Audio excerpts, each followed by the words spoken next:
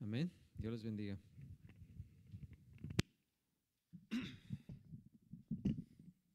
Amén. Que Dios bendiga a nuestro hermano Luis por dirigir el servicio y por esa porción de escritura que acaba de leer. Y pues paz de Cristo, hermanos, como estamos en esta noche. Bendecidos, amén. Bendecidos, hermanos. Tenemos un gran gozo de estar aquí, hermanos, para alabar a nuestro Señor, unidos con un mismo espíritu, el Espíritu de Dios.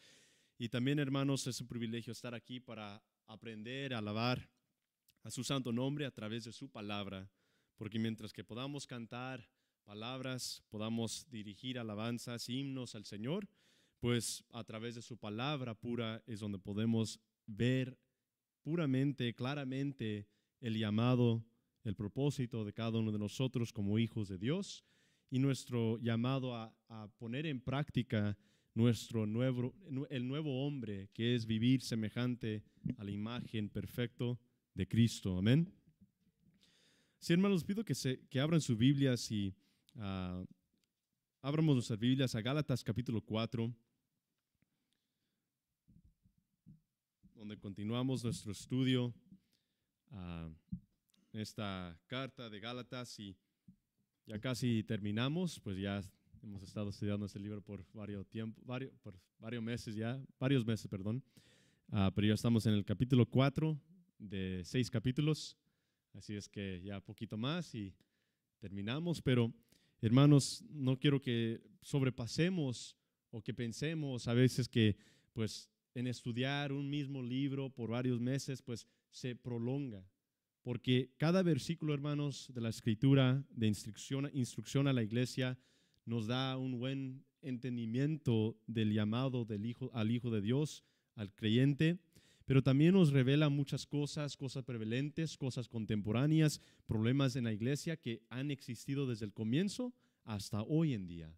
Y por medio de la palabra, a través de la palabra, podemos aprender, captar todo para que, entendiendo la palabra, la sana doctrina, hermanos, podamos vivir fielmente a la palabra, al llamado del Espíritu quien se conmueve en nuestros corazones, en nuestras almas día tras día, el que nos guía a vivir más diligentemente en la santidad del Señor.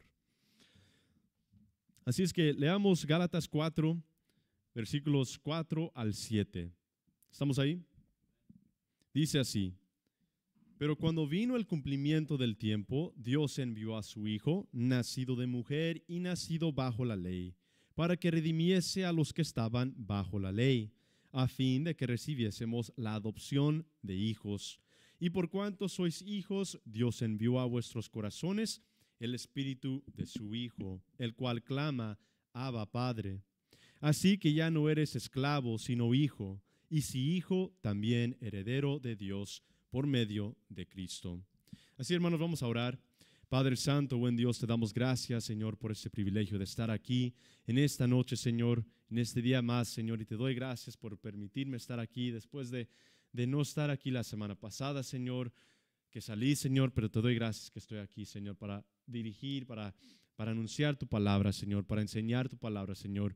Ayúdanos a cada uno de nosotros, Señor, a comprender tu palabra más a través de tu Espíritu, Señor, alinearnos, Señor, plenamente y confiar plenamente en tu palabra, Señor, porque tu palabra es perfecta y tu palabra es completa, Señor. No nos falta absolutamente nada, Señor, para comprender las maravillas que tú nos declaras a través de tu palabra fiel, tu palabra que permanece para siempre, por los siglos de los siglos, Señor.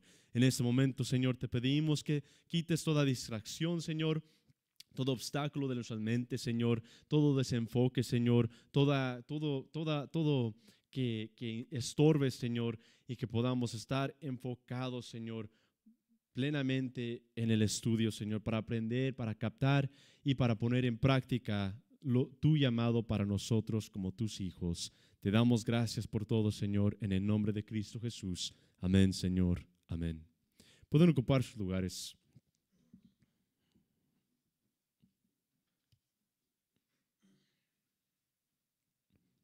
La semana pasada, o hace 2 semanas, perdón, comenzamos este estudio, esta porción en los versículos 4 al 7, y vimos o comenzamos el versículo 4, concluimos el versículo 4 y no alcanzamos a llegar a los últimos 3 versículos, lo cual en esta noche vamos a concluir esta porción, por lo cual, como ya he mencionado, es llena de doctrina espiritual, de doctrina necesaria para comprender y conducirnos como hijos de Dios.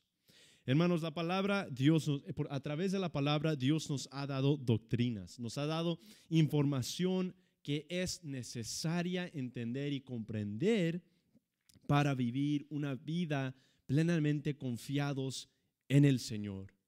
Y a veces como cristianos hay dudas, hay debilidades y hay palabras y enseñanzas que predican cosas que debilitan al creyente. Pero la palabra en sí misma, a través de las palabras de Cristo, corroborado por las palabras de los apóstoles que escribieron las cartas para la iglesia, nos dirigen a algo que no es debilidad ni es duda, sino que trae fortaleza al alma, fortaleza al corazón como hijos de Dios y nos conforta, nos consuela para vivir más fielmente a Él. Porque ¿qué sería creer que quizás hay una promesa pero que no podamos recibirla o alcanzarla? Eso sería un obstáculo severo a la vida de una persona. Pero si sabemos que plenamente hay una garantía para el Hijo de Dios, una garantía de vida eterna, hermanos, entonces el corazón se conmueve a alabar al Señor, no por temor ni obligación, ni porque es requerido de un creyente, sino por un corazón que ama al Señor. Un corazón sincero y genuino que conoce que a través de todos los obstáculos, todas nuestras dificultades en esta tierra, hay una certeza. Y la certeza no se encuentra en mis habilidades, ni la certeza se encuentra en el mundo, ni la certeza se encuentra en personas, objetos o promesas de hombre, sino que la promesa se encuentra en las palabras que salen puramente de la boca del Señor. Y esto, hermanos, en esos versículos, lo que quiero que entendamos son estas doctrinas necesarias para vivir una vida genuina dirigidos al Señor.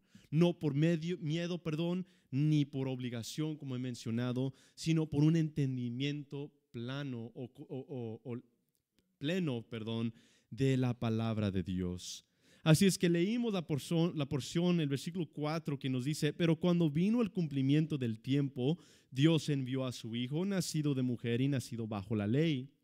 Lo que estudiamos hace 2 semanas es que Dios tuvo propuesto en sí mismo un tiempo antemano entre la deidad a dar salvación y vida a una tierra, a una humanidad pecaminosa o pecador.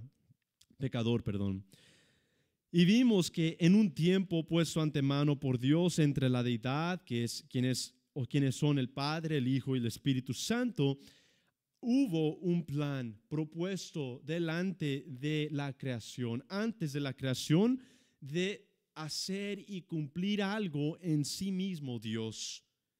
Isaías 68 al 11 nos dicen, acordaos de esto, acuérdense de esto, y tened vergüenza, volved en vosotros, prevaricadores, acordaos de las cosas pasadas desde los tiempos antiguos, porque yo soy Dios y no hay otro Dios, y nada hay semejante a mí, que anuncio lo porvenir desde el principio y desde la antigüedad lo que no era hecho, que digo, mi consejo permanecerá y haré todo lo que quiero, que llamo desde el oriente al ave y de tierra lejana al varón de mi consejo.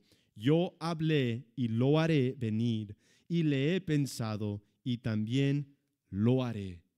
Esto, hermanos, nos demuestra los pensamientos, aunque muy limitado esta descripción o esta declaración que hace Jehová aquí en Isaías, Es una revelación para el hombre a reconocer que como Dios piensa está tan lejos y más grande y más perfecto y más alto que los pensamientos humanos. Y esto nos revela dos cosas, y eso es lo que vimos: la perspectiva humana y la perspectiva de Dios. La perspectiva humana limitada, donde vivimos en buenas obras y cuidamos de nuestra salvación, por lo cual hay versículos de cuidar de nuestra salvación, como en Filipenses, y de tener cuidado de las cosas que nos rodean y de salvar a los que perecen, como en Judas 1. Pero nos dirige, y más importantemente, a denotar la gran soberanía de Dios y de entender lo que implica esto. Y podemos ahora entender que mientras veamos nosotros el paso de la vida día a día en imágenes limitados, Dios obra, Dios ha planeado, ha confirmado, ha jurado y puesto en sí mismo cumplir su voluntad dentro de su creación, es decir, la salvación que llegó en el cumplimiento del tiempo, en lo climático de la historia humana, antes de que fuéramos formados. El plan de Dios no es que cuando nosotros nacimos comenzó el plan para nuestras vidas. El plan de Dios es que antes de que naciéramos, el plan ya fue hecho. Hebreos 10, 4 al 9 dice: porque la sangre de los toros y de los machos cabrios no puede quitar los pecados, por lo cual, entrando en el mundo, dice, y este es Cristo, Cristo hablando en diálogo con el Padre: sacrificio y ofrenda no quisiste, mas me preparaste cuerpo. Holocaustos y expiaciones por el pecado no te agradaron.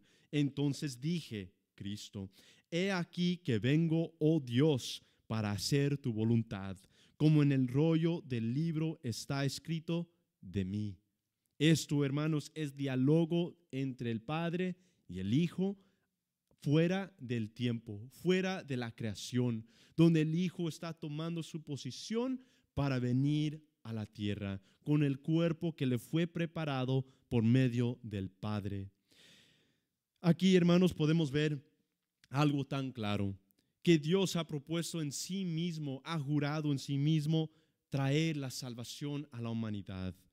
Y en el versículo 8 de Hebreos 10 también dice, diciendo primero, sacrificio y ofrenda y holocaustos y expiaciones por el pecado no quisiste, ni te agradaron, las cuales cosas se ofrecen según la ley. Y diciendo luego, he aquí que vengo, oh Dios, para hacer tu voluntad. Quítalo primero para establecer esto último. En esa voluntad somos santificados mediante la ofrenda del cuerpo de Jesucristo, hecha una vez para siempre. Aquí, hermanos, nos está dando algo muy claro: que la ley no salva.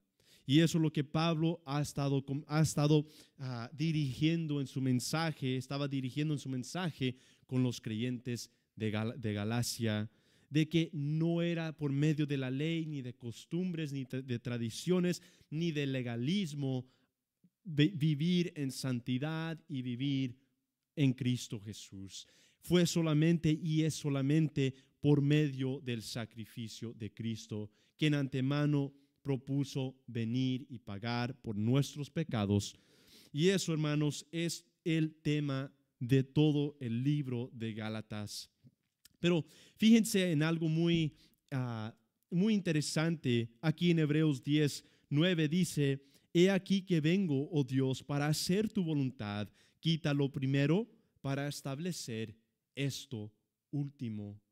Aquí Cristo, en el diálogo con el Padre, le está diciendo que vino para quitar lo primero, que nos salva, que ya podemos concluir, ¿verdad, hermanos?, que la ley nos salva. La ley era algo temporal para guiar a los que confiaban en Jehová, a guiar el pueblo de Israel. Pero es por medio de esto último, hermanos, que hay gracia y salvación. Para establecer esto último, dice Cristo, es decir, la salvación completa en Él, para venir al mundo, para vivir una vida perfecta, para morir, para vivir bajo la ley, cumplir la ley, morir por nuestros pecados y resucitar victorioso como Dios Todopoderoso. Entonces, anulando lo primero que fue la ley y fueron las tradiciones y las costumbres para establecer algo diferente, que es la gracia, la salvación a través no de méritos ni de hacer algo, sino de un regalo que es la salvación de Dios. Y luego en el versículo 10 dice, en esa voluntad, el autor de Hebreos dice, en esa voluntad somos santificados mediante fe. Entonces les pregunto algo, ¿qué es la voluntad en el cual somos santificados? Porque aquí nos está declarando algo el autor de Hebreos, que somos santificados, estamos creciendo como creyentes a través de una voluntad. Pero la voluntad pertenece o es algo específico. Dice versículo 10, en esa voluntad somos santificados. ¿Cuál es la voluntad? ¿Y de quién es la voluntad? Hermanos, la voluntad aquí es la voluntad de Cristo en tomar forma de hombre para salvar al que cree en Él. Fue la voluntad de Cristo, del Hijo, en diálogo, en un plan con el Padre, aceptar, tomar y soportar la cruz, vivir como su creación, la voluntad de vivir una vida perfecta y morir para nosotros cuando no lo tenía que hacer. La voluntad pertenece a Cristo Jesús, pero ahora en Cristo Jesús, el que cree en Él, ahora nosotros también tenemos voluntad de vivir y buscar la santidad a través del Espíritu Santo. Así es que la voluntad para alcanzar y recibir vida eterna no viene ni es del hombre, sino que fue primeramente la voluntad del Hijo aceptar y vivir en su perfección en esta tierra que Él creó y morir, pagar por nuestros pecados y morir y resucitar. La voluntad por medio de su obra de Cristo somos santificados mediante la ofrenda del cuerpo de Jesucristo, hecho ¿cuántas veces? Una vez para siempre. Así, hermanos, es que por esa razón es que no se repite una ofrenda, no se repite el sacrificio de Cristo. Cristo no se está crucificando una y otra vez. Cristo murió una vez por todos los pecados de aquellos que habrían de creer en Él, pasados, presentes y futuros. También vimos, hermanos, que Cristo nació bajo la ley por esa razón, para cumplir la ley perfectamente, y murió bajo la maldición de la ley, no porque era pecador, sino murió bajo la ley porque tomó el pecado y la incapacidad, hermanos, de los que no pudieron cumplir la ley, que es todo humano. Tomó el pecado de los que estaban bajo la ley para anular el poder de la muerte y del pecado, y anular la maldición en la cual el pueblo se encontraba a culpa de la ley.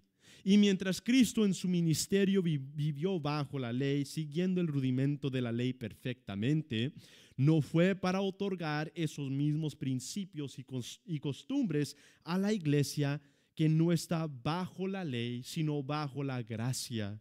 Y Él lo cumplió para librar a la humanidad de la maldición del pecado, que es muerte y condenación eterna, quitando la obligación de los rudimentos, las reglas, las ceremonias, como dice Hebreos 10. Quítalo primero para establecer esto último. Y también, como dice de acuerdo Juan 1:17, pues la ley por medio de Moisés fue dada, pero la gracia y la verdad vinieron por medio de Jesucristo.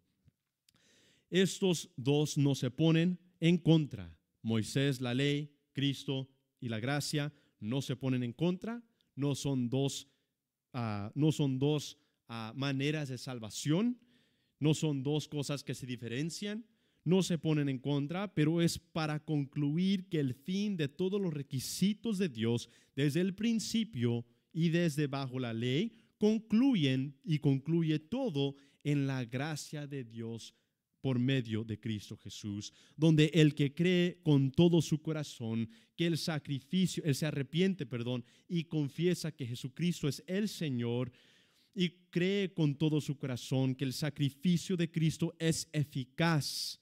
Así es, no porque lo creo, sino porque nuestro Dios nos declara una y otra vez en su palabra nuestra seguridad en Él. Ahí, hermanos, hay vida. La vida es en Cristo Jesús. La vida es de que como hijos de Dios creemos que el sacrificio, la muerte y la resurrección de Cristo fue eficaz y es eficaz, y que es el cumplimiento de nuestro pecado, es el fin de nuestro pecado y de nuestra condenación, y es una puerta para gloria y para vida eterna delante de nuestro Dios. Así es que la obra, hermanos, de poder vivir perfectamente es la obra de ¿quién primero? De Cristo.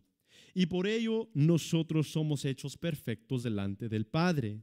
No es del hombre la obra de hacerse perfecto delante de Dios para salvación, porque el hombre aún salvo es incapaz de ser completamente perfecto dentro de nuestra carne, estando todavía dentro de la carne pecaminosa. Pero ahora por medio del Espíritu Santo no estamos bajo la obligación de la carne condenadora, porque ahora tenemos la redención en Cristo para ser declarados justos delante del Padre, por lo cual tenemos acceso a Él por medio de Cristo.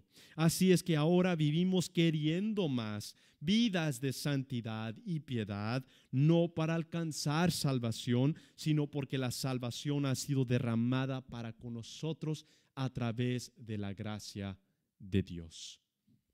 ¿Simple? Mucha información, hermanos, mucha información para entender estas cosas. Mucha información, pero es para no confundirnos y pensar que es a través de nuestra meta. Y es de confiar, hermanos, en nuestra debilidad.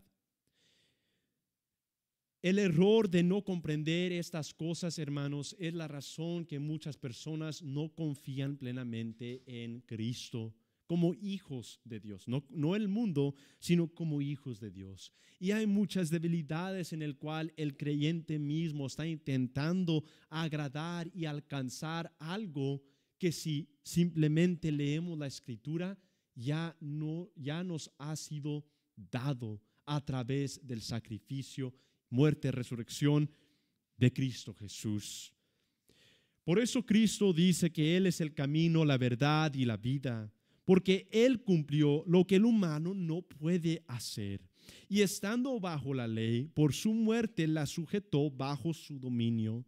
Mas ahora tenemos la capacidad de vivir como Él vivió y de estar, hermanos, bajo la sumisión del Espíritu Santo, viviendo ahora en buenas obras, cuales son resultado de la salvación gratuita mediante Cristo Jesús, porque el que no tiene al Espíritu no tiene capacidad de agradar a Dios ni de poder conocerlo. Colosenses 2:13 dice: y a vosotros, estando muertos en pecados y en la incircuncisión de vuestra carne, os dio vida juntamente con Él. ¿Quién nos dio vida juntamente con Él? El Padre nos dio vida juntamente con Cristo, perdonándoos todos los pecados. 14, anulando el acta de los decretos que había contra nosotros. Es decir que ya hemos estudiado Colosenses, pero a los que no subieron para ese mensaje, aquí Colosenses 2:14 nos está diciendo que a través del sacrificio de Cristo y su resurrección fue anulada el acta de decretos. El acta de decretos, hermanos, es la lista de nuestros pecados que hemos cometido desde que nacemos hasta que morimos. Es una acta que trabaja y funciona en contra de ¿quién? De nosotros mismos. El acta de decretos son mis pecados que se acumulan y se están siendo escritos en esta acta para que en el día de juicio, cuando esté delante de Dios y yo tenga mi excusa y le diga, Señor, pues yo le di comida a los huérfanos, o yo ayudé a una persona, o yo hice algo bueno para mi vecino, yo hice tal y tal cosas, el Señor saque ese acta de decretos que funciona en contra de mí para no haber excusa de no haber entendido ni aceptado a la salvación por medio de Cristo Jesús. Y cada persona en el día de juicio tendrá este acta de decretos en contra de nosotros, por lo cual dice que cuando se abre el libro de la vida y se lee todo lo que hemos hecho en este mundo, será para condenación eterna. Pero hermanos, hay confianza y esperanza en Cristo Jesús, porque la palabra nos dice en Colosenses 2:14, anulando el acta de los decretos que había pasado, había contra nosotros, que nos era pasado, tiempo pasado, contraria, nos era contraria. ¿Y qué hizo? Quitándola de en medio. ¿De en medio de quién? De entre nosotros como humanos y Dios, quien es perfecto, quien no puede estar cerca del pecador. Anuló Cristo Jesús este acta de decretos, que mientras que yo estaba pecando, mientras yo soy pecador, esta acta fue clavado en la cruz, para que no haya nada interponiendo o nada entre medio de Dios y de mí, ahora como su hijo que ha aceptado a su salvación por medio de Cristo, por medio de la fe en Él.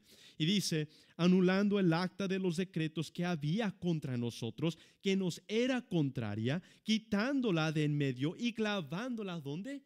En la cruz. Ahora, con manos, ¿cuántos estábamos vivos cuando Cristo murió? Ninguno de nosotros, hermanos. Ese acontecimiento ocurrió hace 2000 años. Ninguno de nosotros estamos vivos para poder pecar o no pecar contra Dios. Pero antes de que naciéramos, Cristo vino al mundo y murió por nosotros.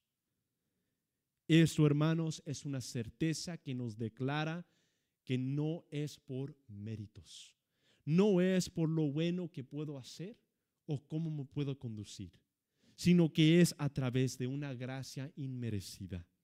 Versículo 15, despojando a los principados y a las potestades, los exhibió públicamente, triunfando sobre ellos en la cruz. Después de haber clavado nuestra acta de decretos, que es, podemos decir, nuestro libro de pecado, fue clavado en la cruz, despojando a los principados y a las potestades, los exhibió públicamente. Exhibió sobre las potestades públicamente, triunfando sobre los pecados, sobre las potestades de los huestes celestiales invisibles. Él triunfó sobre todo esto y más: el pecado, la muerte, la condenación. Qué miedo tenemos nosotros quien tenemos a Cristo Jesús, quien ha triunfado sobre estas cosas. Y cuántas veces, hermanos, escuchamos a creyentes hablando de potestades y decir, pues nosotros vamos a pelear contra las potestades. ¿Qué dice aquí, hermanos, en Colosenses 2? Fueron exhibidos en la cruz, triunfados sobre ellos en la cruz Cristo, porque resucitó de esa muerte, fue clavado, murió y resucitó, exhibiendo a toda potestad, a todo pecado, a toda condenación, y nos dio libertad en Él. Esto, hermanos, es el Evangelio. El Evangelio es simple. El Evangelio es que el que cree en Cristo tiene vida y vida en abundancia. No hay para negar, no hay para discutir, no hay para decir que, pues hay cosas que dicen aquí y tal cosa que contradice. Si la palabra, hermanos, no se contradice, lo mayor y lo más grande fue el propósito por lo cual vino Cristo, que fue para liberar a la humanidad de la cautividad del pecado y de la muerte. Pero cuando vino el cumplimiento del tiempo, Dios envió a su Hijo, nacido de mujer y nacido bajo la ley, para que redimiese a los que estaban bajo la ley, a fin de que recibiésemos la adopción de hijos. Y por cuanto sois hijos, Dios envió a vuestros corazones el Espíritu de su Hijo, el cual clama: Abba, Padre. Así que ya no eres esclavo, sino hijo. Y si hijo, también heredero de Dios por medio de Cristo. Hermanos, esto es la doctrina de la palabra de Dios. Esto es tan claro. Entonces, a través de Cristo, hermanos, quien es el Hijo unigénito de Dios, fue por medio de Él que ahora recibimos en Él un hombre nuevo, un nombre también nuevo, de ser llamados hijos de Dios. Por lo cual, mientras toda la humanidad fue formada en la imagen perfecta de Dios y de cierta manera está bajo el cuidado de Dios y somos hijos de Dios como su creación, no toda la humanidad somos hijos de Dios para salvación, porque no toda la humanidad cree en Cristo Jesús. Eso, hermanos, es algo que nos declara desde el principio las Escrituras y nos demuestra algo muy maravilloso, que la obra fue de Cristo, la voluntad es de Cristo, la vida es de Cristo, la perfección es de Cristo, el que justifica y el que es el justo es Cristo. Y el que nos da la vida eterna y la vida ahora, la salvación para vivir conforme a su llamado, es a través de la obra de ¿quién? De Cristo Jesús. Por lo cual, en sus propios labios, Cristo en la cruz, al fin de ese sacrificio sangriente, ¿qué dijo? ¿Qué proclamó Cristo en la cruz? Consumado es. Consumado es. Es decir, cumplido es lo que vine a cumplir. Consumado es la salvación. Consumado es la promesa.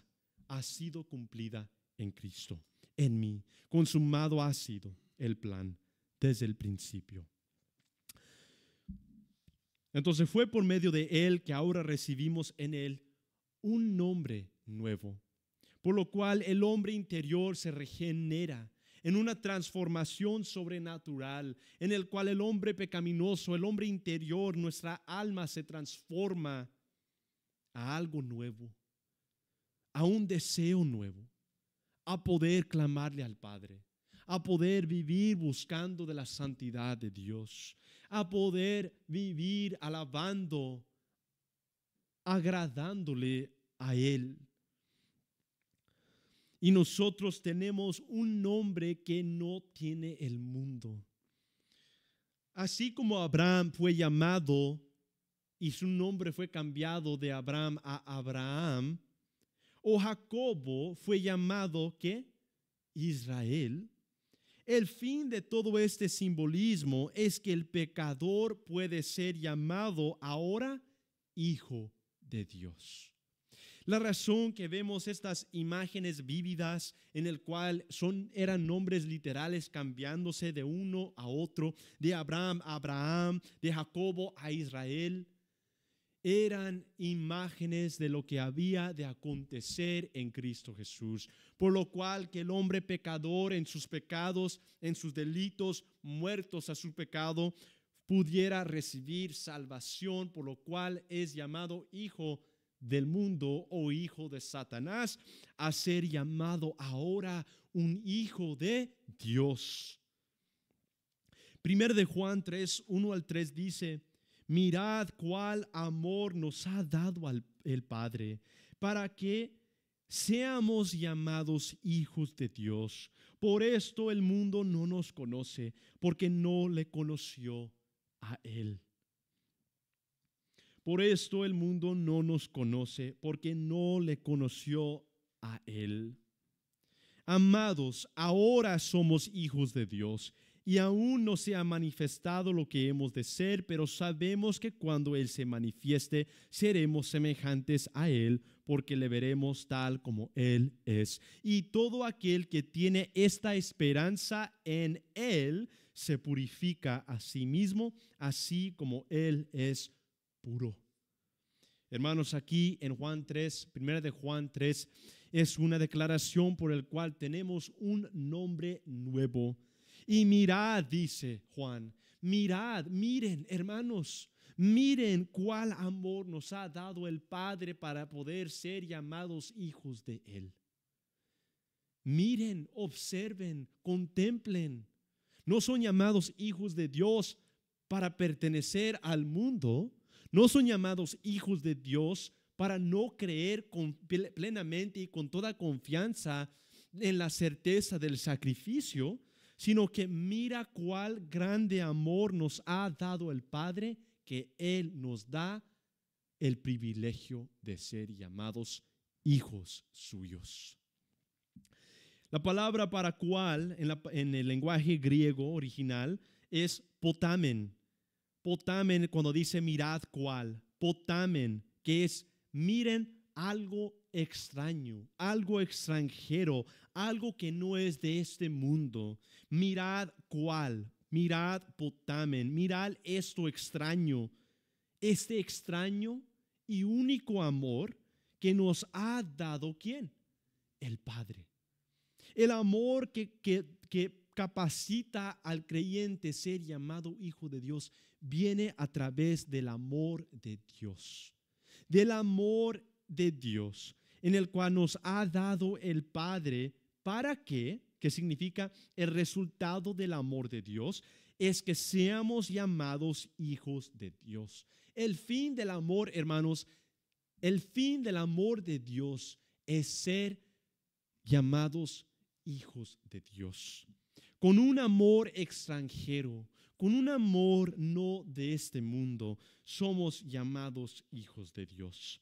El mundo no nos conoce. Por esto, hermanos, dice, por esto. ¿Y qué es esto? Siendo llamados hijos de Dios a través del sacrificio de Cristo, el mundo no nos conoce. El mundo no puede conocer a aquel que es llamado hijo de Dios. Hermanos, eso debe de ser una revelación, si no entendemos, un abrir de ojos para entender qué significa que el mundo no nos conoce, que hay de ver una distinción entre el mundo y nosotros como hijos de Dios, porque nosotros no vivimos ahora conforme a la carne, sino conforme a el Espíritu. Romanos 8. Y si vivimos conforme al Espíritu, no vamos a agradar a la carne, no vamos a vivir conforme al pecado, no vamos a vivir conforme a cómo vivíamos antes, sino que vamos a vivir conforme a la imagen de Cristo, porque eso es la única manera por el cual podemos vivir para con Dios o por Dios, que es por medio de la perfección de Cristo. Porque, hermanos, si sabemos la primera carta de Juan, el tema de la primera carta de Juan es el amor de Dios. ¿Y cuál es el amor de Dios? Más Dios demuestra su gran amor para con nosotros en que cuando éramos pecadores, Cristo murió por nosotros. Dios demuestra su amor en que cuando estábamos en nuestros pecados, Cristo vino al mundo y murió por nosotros. Ese es el amor extranjero que nos capacita a ser llamados hijos de Dios. Entonces sale otra pregunta y una misma pregunta: ¿dónde se encuentran nuestros méritos? ¿Dónde se encuentran nuestras obras?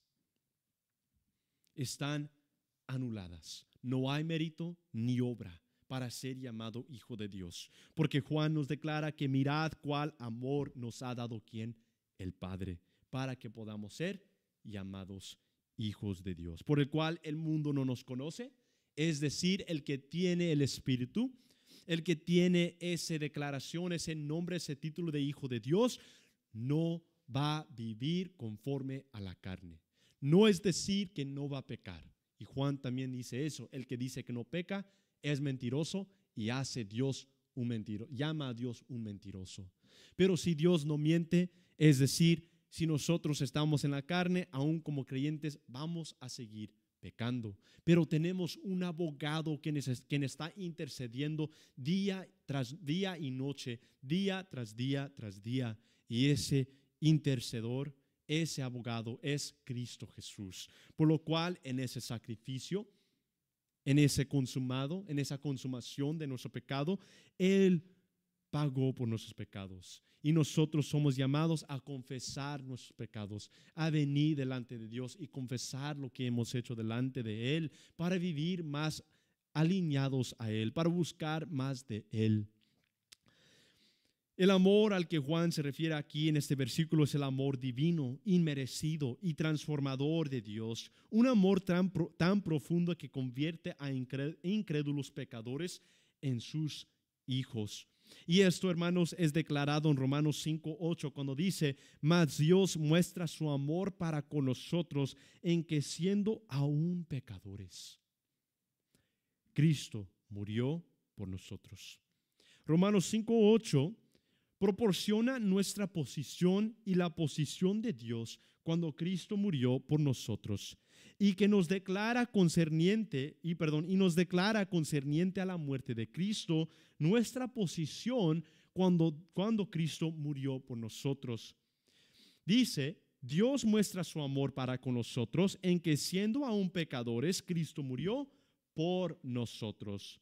No fue cuando había algo para ver dentro de nosotros, algo bueno, o cuando estábamos en un mejor camino comparado al pasado o como estamos viviendo años antes, o porque nacimos dentro de la iglesia, somos llamados hijos de Dios, sino cuando éramos ¿qué? Pecadores, fue derramado un amor extranjero, no humano, para que fuéramos llamados hijos de Dios. Y esto es el regalo de Dios. Porque batallamos entonces. ¿Por qué batallamos? No con creencia, sino con Dios, para aceptar su manera de obrar y de hacer las cosas. ¿Por qué batallamos y hacemos las cosas tan difíciles para nosotros como humanos e incluso como creyentes a entender y aceptar la gracia de Dios? Un regalo tan inmerecido, una promesa cumplida desde el principio, prometido desde el principio y cumplido en Cristo Jesús. Hermanos, somos llamados hijos de Dios. Y siendo llamados hijos de Dios significa algo muy importante. Y quiero que pongamos mucha atención aquí. Siendo llamados hijos de Dios, hermanos, no simplemente es un título. Siendo llamados hijos de Dios significa una promesa de una profecía, de varias profecías. Significa una promesa de Dios. Ahora, sabiendo que ser llamados hijos es obra del Padre para con nosotros, no es de entender simplemente que ha acontecido un cambio de nombre o título, sino una transformación radical fuera de nuestra capacidad de ser regenerados internamente, es decir, de ser transformados completamente a una nueva creación. Lo más que digo que puedo mover el sol con mis fuerzas, no lo puedo hacer, porque está fuera de mi alcance lo que le pertenece a Dios. Y si ni siquiera se me ocurriera pensar que puedo mover una planeta o estrella, o guiar el viento, o guiar las olas del mar, ¿por qué pienso yo que podría mover al Dios quien es más grande que todas estas cosas, quien creó cada una de estas cosas? Esto, hermanos, nos trae a un problema grande con la obra del Espíritu.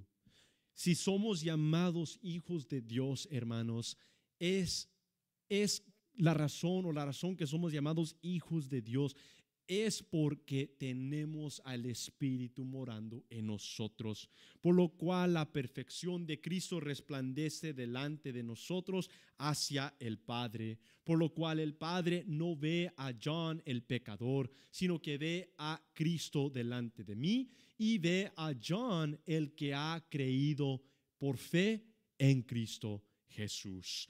Entonces, esto es donde se encuentra un problema muy radical en la iglesia, que es la obra del Espíritu. Que muchos dicen que unos creyentes tienen el Espíritu, otros no. Unos creyentes tienen cierta capacidad y pueden conmover al Espíritu de una forma más grande que otro hermano. Creemos que el Espíritu Santo se manifiesta de ciertas formas, pero la palabra nos declara para la iglesia la obra del Espíritu plenamente, la obra del Espíritu de Dios en nuestras vidas.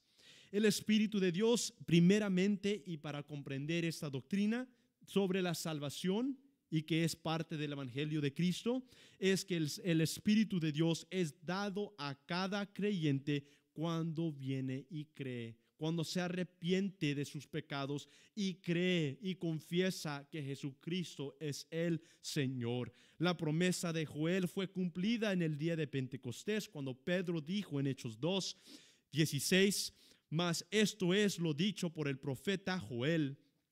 Y en los postreros días, dice Dios, derramaré de mi espíritu sobre toda carne, y vuestros hijos y vuestras hijas profetizarán, vuestros jóvenes verán visiones, y vuestros ancianos soñarán sueños. Y de cierto sobre mis siervos, mis hijos, y sobre mis siervos en aquellos días derramaré de mi espíritu y profetizarán. Y profetizar es proclamar. Proclamarán a Cristo Jesús, proclamarán al Redentor, proclamarán al Emmanuel, proclamarán al Dios con nosotros, quien es Cristo Jesús, el dador de vida y de salvación. Esto, hermanos, Pedro declaró en el día de Pentecostés, diciendo que se había cumplida en porción esa profecía del Espíritu, porque lo que sobra o lo que falta de esa profecía de Joel 2 es el día de tribulación. Entonces se ha cumplido el aspecto de que ahora toda carne que acepta a Cristo le es dado el Espíritu de Dios para vivir conforme y profetizar o proclamar el nombre único de Cristo Jesús como Señor y Salvador. Y fue lo mismo que Cristo prometió para el creyente. En Juan 14:16 dice, y yo rogaré al Padre y os dará otro consolador para que esté con vosotros. ¿Para cuándo? Para siempre. Para siempre, hermanos. Esto es doctrina. Para siempre se quedará el consolador con el Hijo de Dios. El que cree y el que es hijo de Dios tiene algo permanente, un consolador hasta la eternidad. Y ese es el Espíritu Santo. Entonces, escuchar detrás de los púlpitos, escuchar personas decir que el Espíritu va y sale y viene del creyente que no es, que falló de cierta manera o pecó de cierta manera, pues ya no tiene el Espíritu, es algo completamente erróneo, no conforme a mi enseñanza, conforme a las promesas y las profecías cumplidas en la palabra de Dios. Versículo 17 de Juan 14 dice, el Espíritu de verdad al cual el mundo no puede recibir, es decir, que cuando escuchamos el Espíritu va, el Espíritu viene, el Espíritu va y el Espíritu viene, no es posible porque dice que el Espíritu de verdad al cual el mundo no puede recibir porque no le ve ni le conoce, pero vosotros le conocéis porque mora con vosotros en este tiempo con los discípulos y estará en vosotros el cumplimiento en el día de Pentecostés. Entonces podemos concluir aquí, podemos indagar, podemos entender un poco más que la obra del Espíritu es el sello, hermanos, para poder ser hijos de Dios. Si nosotros pensamos que el Espíritu sale de nosotros y que si fallamos o pecamos de cierta forma, el Espíritu se aleja y ya no está con nosotros, ¿qué dice aquí? Que el que no tiene el Espíritu no es hijo de Dios. Pero el que tiene el Espíritu es hijo de Dios porque lo conoce y porque morará en nosotros. Por lo cual se cumplió en Hechos 2. Donde hay lugar para clamar al Espíritu que venga hacia nosotros. Y el Espíritu nadie sabe a dónde va ni dónde viene, dice Cristo. a Nicodemo. Y segundamente, si el Espíritu ya mora en el creyente como cumplimiento de la salvación, porque nos separamos de Él cuando contamos y oramos o cuando sentimos que pecamos de cierta forma, como si no estuviera en nosotros como nuestra garantía. Y tercero, si el Espíritu es dado al que es hijo de Dios por medio de la obra de Cristo, no de nuestra obra, ¿cómo voy a creer o cómo vamos a creer que depende de mí para retener lo que yo gané cuando estaba muerto en mis pecados? Si la salvación me fue dado, como dice Romanos 5:8, cuando yo estaba en mis pecados, ¿por qué voy a pensar que yo soy el que lo estoy reteniendo? Un regalo que fue dado con un amor que no es de este mundo, con un sacrificio que solamente Cristo pudo cumplir, con una obra que fue jurado entre Dios sí mismo.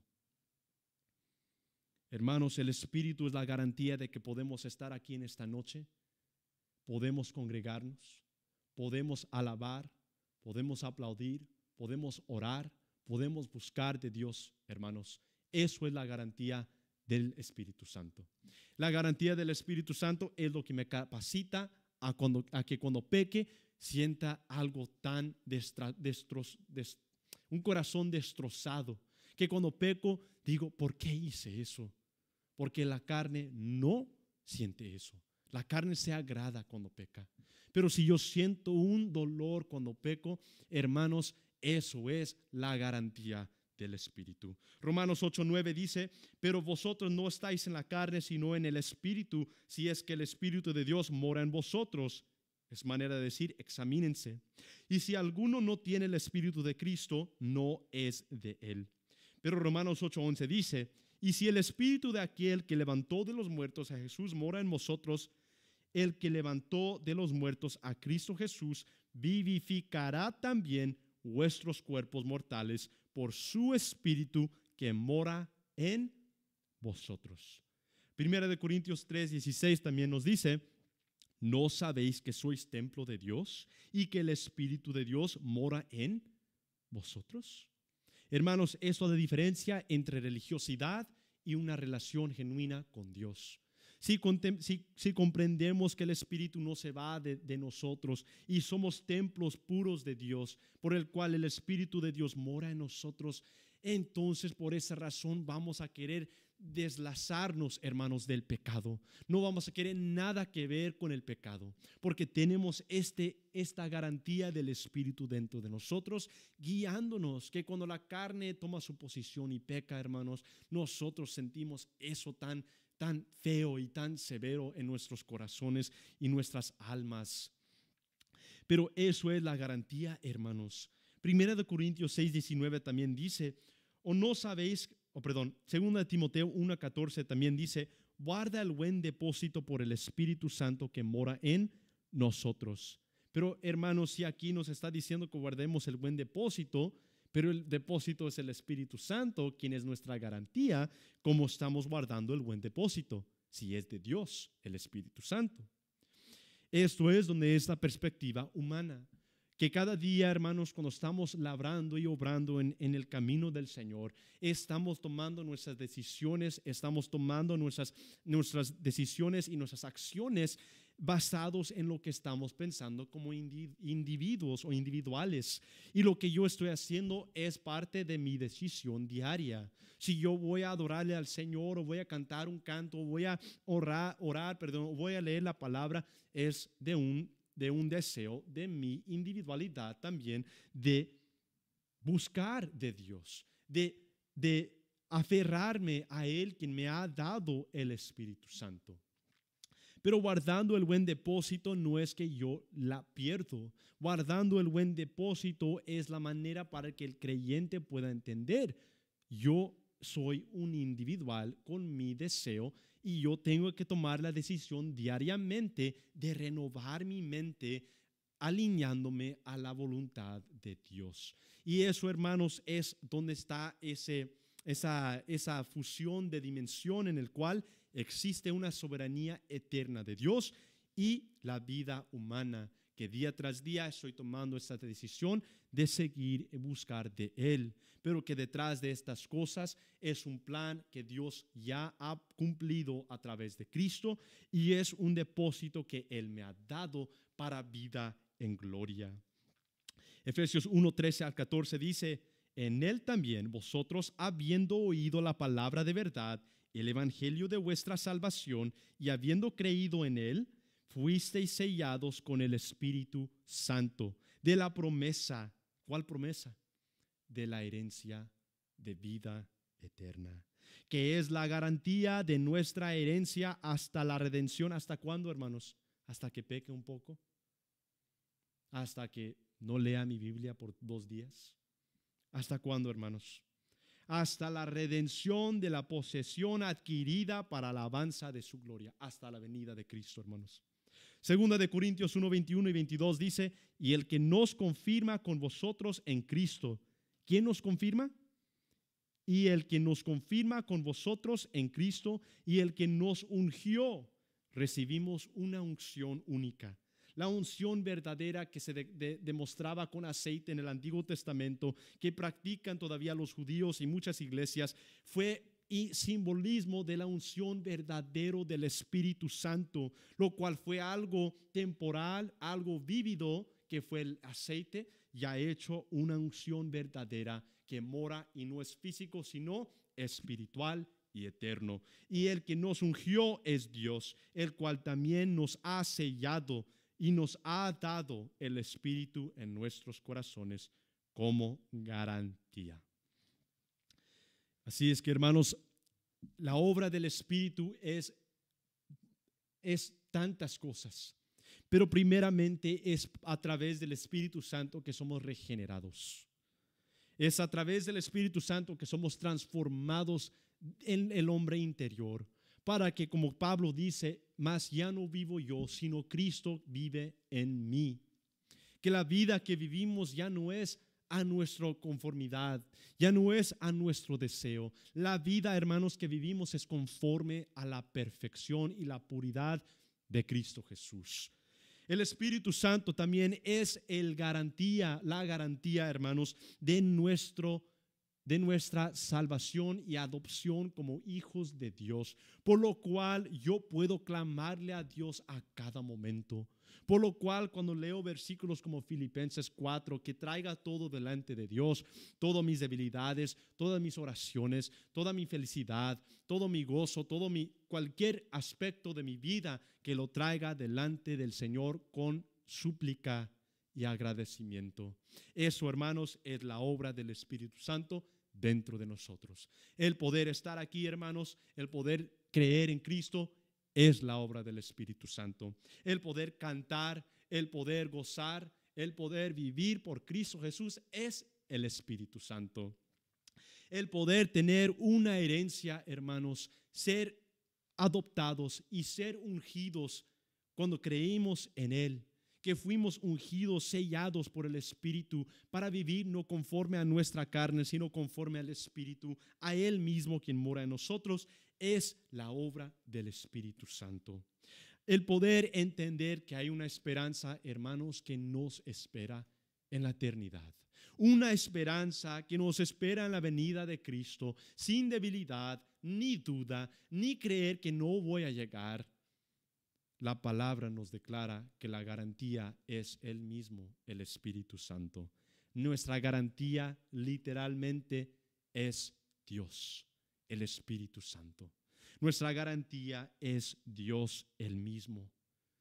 Entonces, en retrospecto o en reflexión, hermanos, yo entendiendo, aceptando a Cristo como Señor a través de la fe en Él, es lo requerimiento, lo necesario para recibir el sello y la promesa de Dios. Tan claro es esto, hermanos, y por tanta necesidad Pablo escribió esto. Porque la iglesia de ese tiempo estaba sufriendo con este legalismo y religiosidad que entró a la iglesia. De decir que Cristo no era suficiente. Y de que si les faltaba algo o hacían algo de una forma que no les agradaba a los judaizantes, a los legalistas, no tenían lugar para participar en el reino eterno.